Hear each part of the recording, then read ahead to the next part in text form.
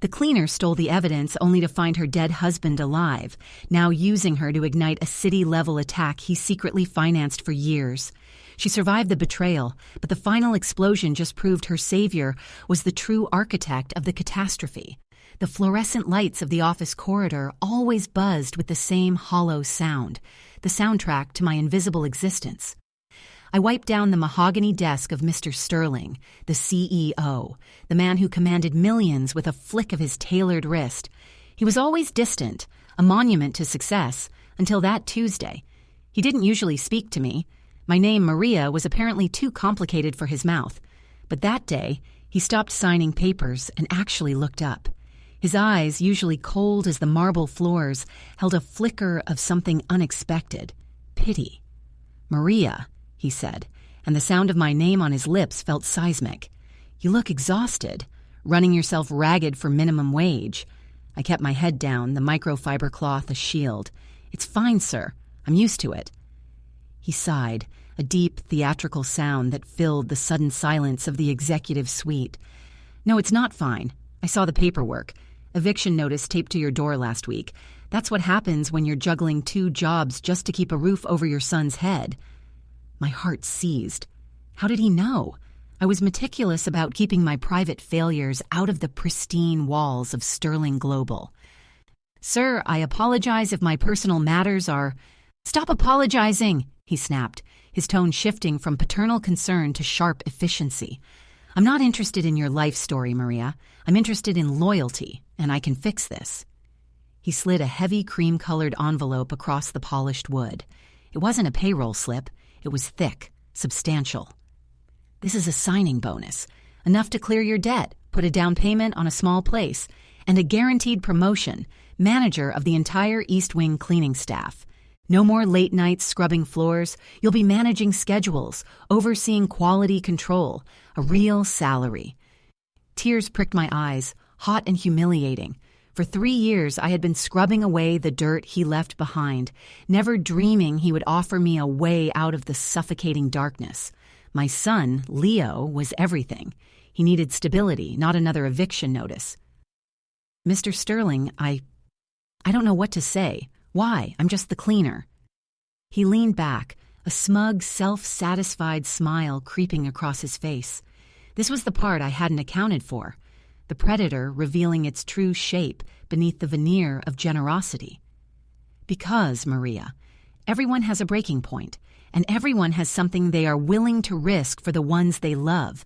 I need someone invisible, someone trusted by everyone because they are assumed to be insignificant. You fit the profile perfectly." He stood up, towering over me. "This is my offer. Take the money, take the job, or leave here tonight with nothing. And I guarantee that Leo won't see his 10th birthday outside of a state facility. The choice is simple." I looked at the envelope. It smelled of expensive paper and desperation. I thought of Leo's small, trusting face. I had no choice. I swallowed the bile rising in my throat and picked up the envelope. "I accept, Mr. Sterling." He clapped his hands once, a dry, chilling sound. "Excellent. Welcome to the team, Maria. Now, your first assignment isn't about cleaning. It's about accessing Mr. Thorne's private safe. He keeps certain sensitive documents in there, and I need them by morning." My blood turned to ice. Thorne, the chief legal counsel. The man who had once reported my husband to the authorities years ago over a fabricated incident.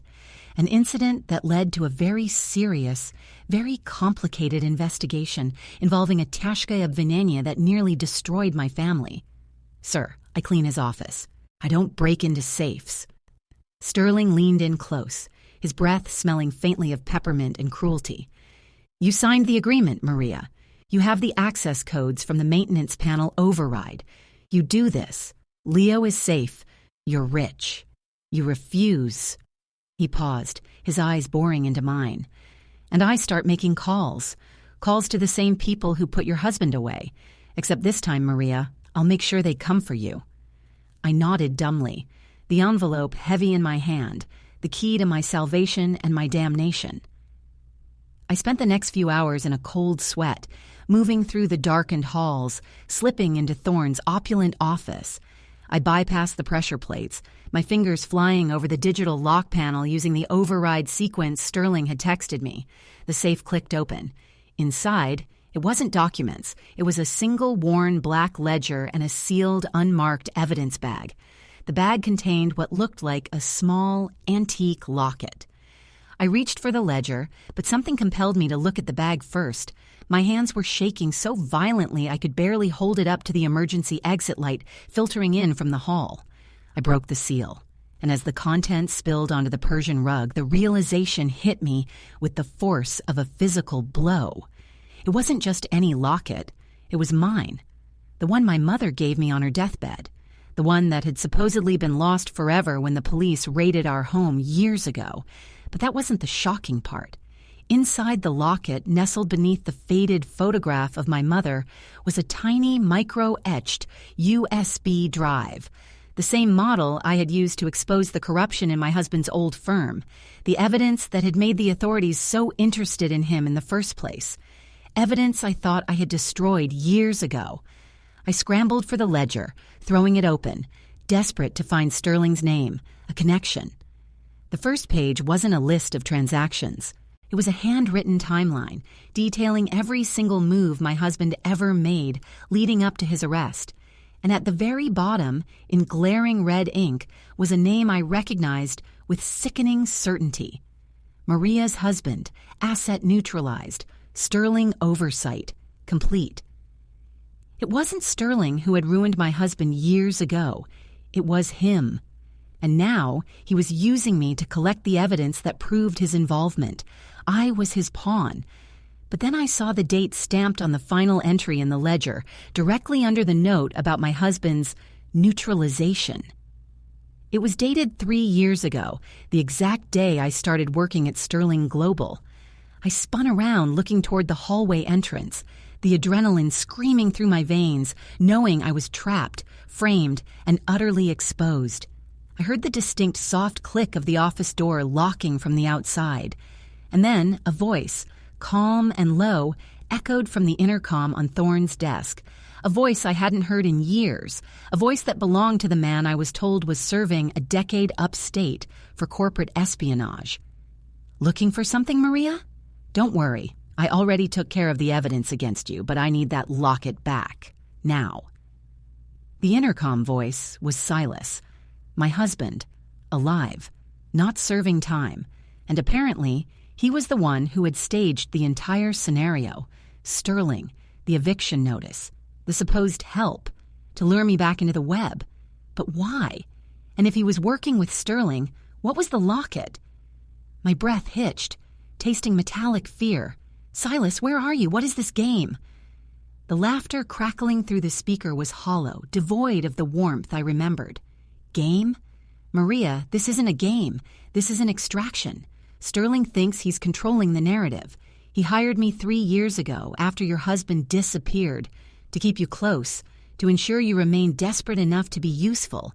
He thought I was his mole inside the system. He never suspected I was building a case against the whole rotten organized scheme from the inside out. My mind reeled. 3 years of silent servitude, all orchestrated by the man I loved, the man I mourned. He hadn't been imprisoned. He had been recruited. "You let me believe you were gone," I whispered, clutching the evidence bag, the locket burning against my palm. "You let me clean his floors while you were running his errands?" I was building a mountain of evidence for a Tajikoy obvinenia that would finally bring Sterling down. Maria. I needed access he would only give someone he considered utterly disposable. You. The locket is the key. Sterling needs the key to unlock the next phase of his operation. He thinks it contains bearer bonds. He is wrong. It contains the launch sequence codes for something far more catastrophic than financial fraud. The gravity of this twisted confession settled over me. This wasn't about money anymore. This was national security, masked as an office feud. "And what about Thorne?" I demanded, glancing wildly at the soundproofed walls. "He's the one who put you away in the first place." "Thorne is dead, Maria. Been dead for 6 months. Sterling staged his disappearance too. He used Thorne's identity to sign off on shell corporations. That ledger you're holding? It proves Sterling's involvement in funding that radical splinter Grupa last year, the one that tried to collapse the regional power grid. Sterling needs the codes in that locket to finalize their next major attack. I need you to get out of there and bring me the locket before Sterling's security team breaches that door. Suddenly, the airlock hiss I'd ignored earlier made sense. Someone was trying to get in. "How do I get out?" I hissed. "The ventilation shaft above the private washroom. Remember that time you complained about the vent rattling near the executive toilet? I fixed it and made an escape route." I bolted to the washroom, scrambling onto the marble counter. The vent cover was heavy, but the desperation fueled me. I shoved it open, revealing a dark, narrow shaft. I started to pull myself up just as the main office door shuddered violently under heavy impact. "Maria, stop!" Silas's voice crackled, panicked now. "Sterling's men are there. They're not standard security. They look like mercenaries. I can't hold them off remotely for long. Just get to the main atrium vent network." I wriggled into the suffocating darkness of the shaft, the dust and fiberglass catching in my throat. Below me, the door buckled inward with a splintering crash. I heard heavy boots thudding across the carpet, followed by Sterling's voice, cold and menacing. "Find her. She has the asset. If she so much as breathes on that locket, shoot to incapacitate. I want her alive, but I want Thorne's proof destroyed." I scrambled forward, pulling the locket and the ledger tightly to my chest, blindly navigating the pitch-black metal tunnel. I could hear them moving below, their muffled voices sounding like the relentless beating of a death drum. I was crawling on my elbows, adrenaline flooding my system, when the tunnel ahead suddenly ended in a drop. It was an intersection point, and I had to choose a direction. One path led down, seemingly toward the building's core server room, a place Silas had warned me was heavily monitored. The other path angled sharply upward towards the rooftop HVAC units, a direct exposed escape, but maybe the only way out fast enough. I took the upward path. The metal rungs leading up were slick with condensation. I climbed until my muscles screamed, forcing my body through the tight space, the metallic echoes of shouting growing louder below me. I was almost at the final hatch when I heard a sound that froze the blood in my veins. Not shouting, but a mechanical whirring, directly behind me in the shaft. It wasn't Silas trying to guide me. A small metallic claw, a specialized drone, fast and silent, shot out from the darkness I had just traversed. It clamped onto my ankle with astonishing force, yanking me backward violently. I screamed, losing my grip on the rusted rung. My body swung free, dangling precariously over the drop, the ledger slipping from my numb fingers and tumbling down into the darkness below. I hung there, gasping, the drone straining to pull me back toward the mercenaries below. I looked down at the free hand, the locket still clutched tight. Just as I prepared to let go and fall, hoping the drop wouldn't kill me, the drone suddenly stopped pulling. It rotated its chassis toward the direction I had fallen, and a synthesized voice, identical to Silas's, chirped from its speaker. "Target acquired. Locket secured. Initiate primary directive, Maria. The Zaprashani Veshchestva are waiting for you at the drop point. You work for me now." The drone's declaration, "You work for me now," was the final shattering realization. Silas hadn't been trying to save me. He had been rerouting me. He hadn't been building a case against Sterling. He had been executing a hostile takeover, using the infrastructure Sterling provided. The ledger falling was no accident. It was Silas ensuring only he controlled the leverage. The drone released my ankle with a sharp, painful snap, and I collapsed back onto the metal floor of the shaft, gasping, the locket still secured in my vice-like grip. "You bastard," I choked out, realizing the depth of his betrayal. He hadn't been the secret hero. He was just a more sophisticated criminal, pulling strings from the shadows while I cleaned up his literal and figurative messes. The drone didn't respond verbally. It simply began whirring again, but this time it wasn't pulling me back down. It was welding the hatch closed above me. Silas was sealing me inside the shaft network, cutting me off from Sterling's team and his own. Panic gave way to a terrifying clarity. If Silas wanted the locket, it meant he needed what was inside. And if Sterling wanted to destroy the ledger, it meant the contents implicated him in something beyond corporate maneuvering. The truth was buried between the two men. I jammed the small USB drive from the locket into the emergency diagnostic port on the drone's casing, a desperate Hail Mary move based on muscle memory from the technical specs Silas used to quiz me on years ago. I didn't know the encryption key, but I knew the backdoor frequency they always used for maintenance overrides. The drone spasmed violently. Sparks showered around me as its synthetic voice distorted into a horrific screech. "System breach! Unauthorized access! Primary objective! Compromised!" Suddenly the drone went inert, falling away with a hollow clatter into the darkness beneath. I was alone again, but for a moment I had control. I scrambled to the junction point. The server room path was still an option, but I didn't trust Silas's direction. I took the path leading toward the rooftop HVAC units, knowing I needed light and a vantage point. I forced the final access hatch open onto the cold, wind-swept roof. The city lights spread out below like scattered diamonds, a kingdom I was never meant to inhabit. Standing there, clutching the locket, I saw a black helicopter ascending rapidly toward the building's roof landing pad. It wasn't Sterling's corporate transport. It was military grade. This had escalated beyond internal conflict. Silas hadn't just been manipulating Sterling, he had been feeding information to a higher authority, using the threat of that catastrophic attack to force Sterling's hand. As the helicopter blades beat the air deafeningly, I saw a figure emerge from the shadow of the massive cooling tower, aiming a sophisticated targeting laser directly at me. Not Silas, not Sterling, an anonymous operative in tactical gear. I lifted the locket, not as a surrender, but as a final broadcast. The USB drive, though compromised, had successfully overloaded the drone's internal comms, creating a short-burst feedback loop across the building's emergency network. It was a digital distress flare visible only to those monitoring the highest frequencies, the ones tracking the potential use of the codes. The operative fired. It wasn't a kinetic round. It was a precise electronic pulse weapon designed to neutralize technology.